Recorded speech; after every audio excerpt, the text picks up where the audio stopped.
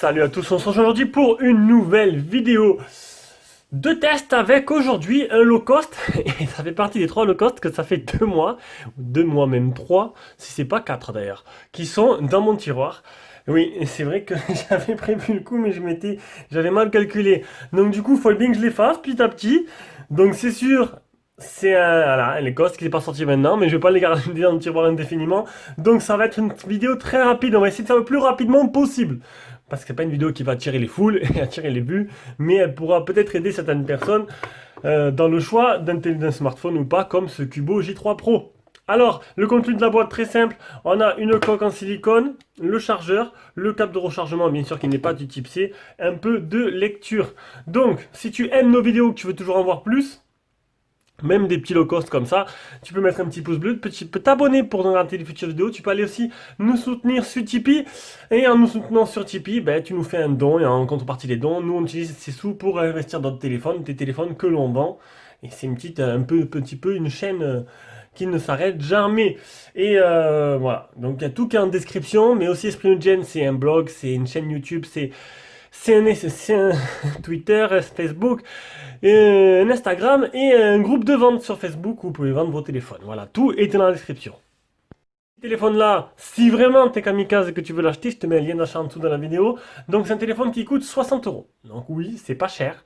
Mais à ce prix-là, maintenant on arrive à avoir du téléphone plutôt correct. Et on va voir un peu ce que lui il vaut. Donc au niveau du design, on est à un design à l'ancienne, hein, pas d'encoche, pas de notch. Comme je vous l'ai dit, ça fait 3 mois qu'il est dans mon tiroir. On passe directement aux caractéristiques. Donc 72 sur 153 de haut sur 8,8 mm d'épaisseur. Il existe en noir, en bleu ou en gris. C'est un écran de type IPS en 5,5 pouces qui n'est même pas HD. C'est du 960 par 480. 71% c'est la surface que prend la surface totale du téléphone. Il n'y a pas de reconnaissance faciale. Il y a une aide de notification qui se trouvera ici sur le côté gauche. L'appareil photo frontal c'est du 5 mégapixels. En dessous, on n'a rien. Sur le côté gauche, côté droit, on a les boutons. Sur le côté gauche, on n'a rien. Les boutons, côté droit, bouton power, volume plus moins. Au-dessus, on a le port jack et le port de rechargement. Alors, il y a une coque amovible, ce qui est très rare à l'heure actuelle, même dans les low cost, avec une batterie amovible qui s'enlève, le capteur d'empreinte, le double appareil photo, le double nano SIM. À l'arrière, on y retrouvera deux appareils photo, un 8 mégapixels en 2.0, 13 mégapixels. Non, c'est un 8 mégas qui est interpolé en 13. En gros, c'est la partie logicielle qui augmente le nombre de pixels associé à un deuxième de 2 mégapixels. Le tout animé par un Mediatek MT6739 associé à un PowerVR pour la partie graphique qui fait 1 Go de RAM. Ça fait longtemps que j'ai pas fait 1 Go de RAM. J'en prends plus d'ailleurs. Je prends plus de téléphone 3G déjà, je prends que des 4G et je prends plus d'1 Go. Donc là, quand j'ai vu 1 Go, j'ai fait non, c'est pas possible. Et du coup, ben voilà. 1 Go de RAM, 16 Go de mémoire interne, Bluetooth 4.0, Android 8.1. La batterie elle fait 2800 mAh. Niveau des bandes 4G, il manque que la B28, donc ça posera problème que à Free et encore. Et c'est de la 4G de catégorie 6. Je passe brièvement à l'écran pour vous dire que l'écran, bon, c'est du 5.5 en résolution 960 x 480. Donc, comme je vous l'ai dit, pas de 720p. Putain, je veux faire vite, mais si on fait vite et lisible pour vous, parce que sinon. Donc un écran, c'est seulement un 2 touches l'écran. Donc c'est un 2 touches. J'utilise, oui. Alors niveau réactivité, c'est pas trop ça. Alors c'est pas trop ça. Il y a eu du mieux. En fait, si vous l'utilisez avec SwiftKey comme moi, ben ce sera une catastrophe, hein. Le SwiftKey, il n'arrive pas à marcher bien dessus. Il faut utiliser le clavier Google qui est donné avec, et là déjà ce sera mieux. Et encore, n'espérez pas écrire vite. Il n'y a que 2 touches. Hein. Donc du coup, non, il n'y a pas que 2 touches sur l'écran. En fait, c'est pour expliquer aux novices, c'est 2 touches en même temps. Donc deux endroits différents dans l'écran. Normalement, c'est 5 minimum. Là, 2, c'est vraiment le minimum de chez minimum. Et du coup, on le ressent de suite. Si le logiciel, on aura, mais c'est Google No. On peut retravailler avec des icônes un peu différentes. Voilà, ils ont mis un peu leur icône à eux. Donc, niveau fluidité, bon, il y a 1 Go de RAM. Donc là-dessus, il ne faudra pas faire de folie. Pensez à mettre des applications pas très gourmandes, ce que je n'ai pas fait. Mais bon, alors ce qui est marrant, c'est que... Allez, je vais vous montrer un truc. C'est qu'en fait, voilà, ils disent une version Android 8.1.0. Voilà. Donc là, c'est une version Android normale. Et en fait, ils nous ont mis les applications Go. Donc j'ai l'impression que c'est un petit bidouillage. Donc c'est pas Android Go entièrement, parce que c'est pas spécifié. Donc je pense que... Alors, il n'y a rien marqué là. Ah, c'est Android Oreo Go. Ah si, si. Android Oreo Go Edition. Voilà, donc c'est Android Go apparemment, mais bon, c'est pas noté dans les spécificités du téléphone. Donc voilà, on a quelques applications Go. Donc les applications Go, en fait, la Android Go, c'est une version super légère, allégée d'Android avec Gmail Go et tout. C'est des versions qui sont très légères. Donc sont déjà implémentées de base. Voilà. Bon, il n'y a pas YouTube Go. Et du coup, le YouTube, j'ai mis celui-là, sauf que vous pouvez pas le mettre à jour parce qu'il n'est pas sur Play Store. Ça, c'est plutôt marrant. Donc voilà, j'ai l'impression qu'il y a un petit bidouillage de fait dans le téléphone. C'est pas très clair tout ça. Allez, on passe directement aux captures d'écran. Ça va pas être très long. Hop, ici, donc les Geekbench batterie. Le Geekbench batterie qui est pas très élevé, les deux autres Geekbench. Hop, ça, vous avez vu, si je vais trop vite, le téléphone il suit pas. Hein. Le PC marque. Le test de chauffe, voilà, il n'a pas chauffé du tout. Deux touches pour le multitouche, je vous l'ai dit tout à l'heure. Aucun malware, ça c'est plutôt pas mal. Alors il est certifié L3, mais de toute façon il n'y a pas de HD. Donc en gros, de toute façon, MyCanal, Nextix et tout marcheront très bien, ils ne sont pas HD de toute façon, parce qu'il n'y a pas de HD comme résolution. Il y a la Volt, ça c'est plutôt pas mal, ça permet d'avoir les appels plus rapides et une meilleure qualité, qui utilise la 4G. Le Antutu, il n'a pas marché, donc vous n'aurez pas le score, bah, c'est à peu près 20 000, il n'y aura pas plus, entre 20 et 25. Le GPS test 3 mètres de marche, 14 satellites fixés sur 18. Et le test d'autonomie, une journée complète, 70% utilisé, 2h31 sur le téléphone, 25 minutes d'appel. Oui, j'ai réussi à faire 2h31 sur ce téléphone.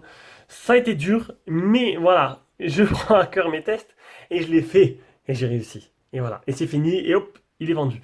Et oui, il est vendu, oui, oui, et oui. C'est tout. On passe directement. Donc voilà, je vous l'ai dit, niveau fluidité, ben...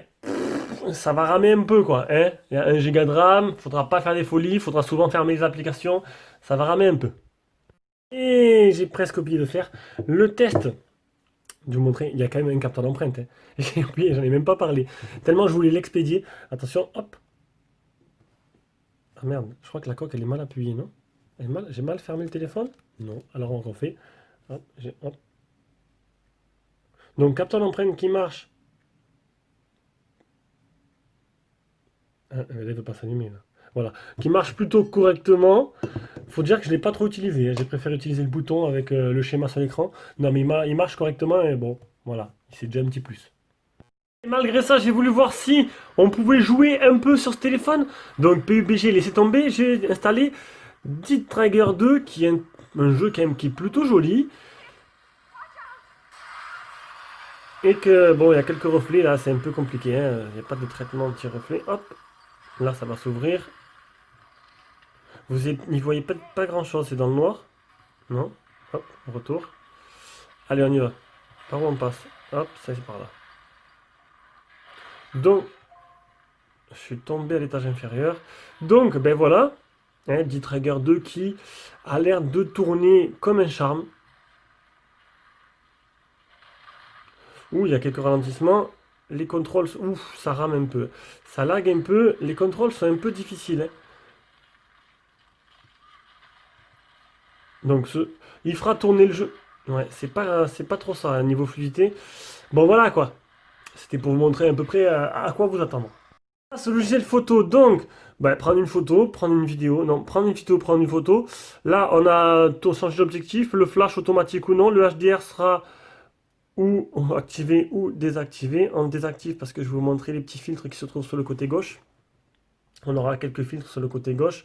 Donc ça filme en Full HD. Donc au-dessus le mode panoramique, le mode dynamique et le mode beauté. Au niveau des paramètres, en mode vidéo, ce sera jusqu'à du Full HD. Et en mode photo, ben, je me suis mis en 13 mégapixels plein écran. On va revenir directement avec la caméra frontale. Et on verra l'extraordinaire appareil photo de ce téléphone.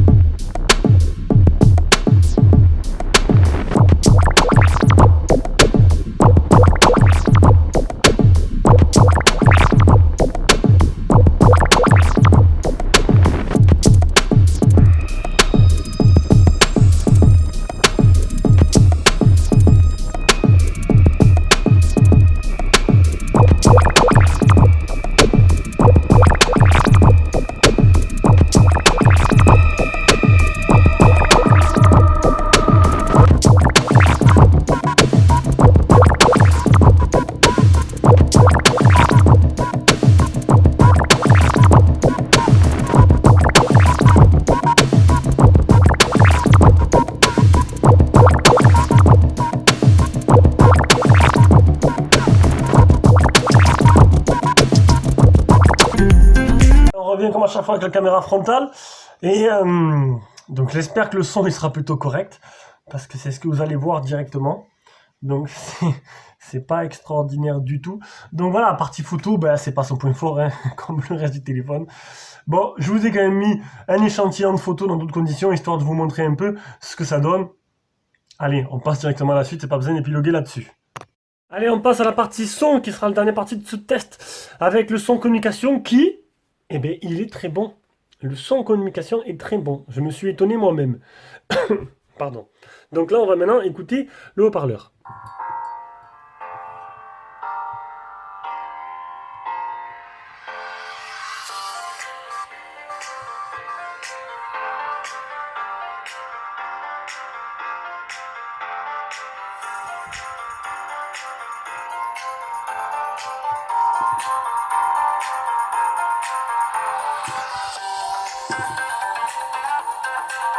Un haut-parleur qui n'est pas extraordinaire non plus. Bon, bah après voilà, qu'est-ce que vous voulez que je vous dise de plus? Donc, j'ai fait déjà le tour, j'ai déjà fini. Ben écoutez, c'était un test express du Cubo J3 Pro. Voilà, un téléphone qui restera pas dans les annales de la téléphonie chinoise, qui coûte que 60 euros certes, mais à ce prix-là, je préfère les mettre dans un Humidigi GA3, voire un Lenovo A5, voire un Redmi Go. Voilà, mais pas dans ce Cubo. Allez, ciao ciao.